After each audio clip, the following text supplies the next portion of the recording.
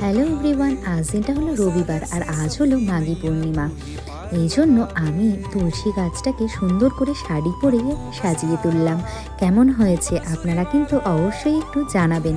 এরপর আমি আর লটেপট চলে গেলাম গোলাপ জামুন রেডি করার জন্য। এটা ব্লিঙ্কিট থেকে নেওয়া হয়েছিল। প্রথমে এই পাউডারটাকে ভালো করে মেখে নিতে হবে, যেটা প্যাকেটের মধ্যে ছিল।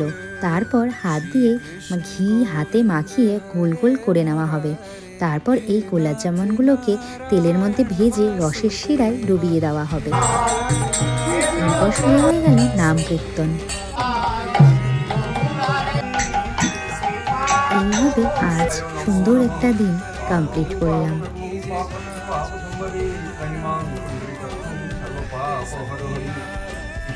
আর হ্যাঁ, এদিকে তো রাধারানী গোপুসোনারা বসে আছে সেজে গুজে, তাদেরকেই তো দেখানো হয়নি।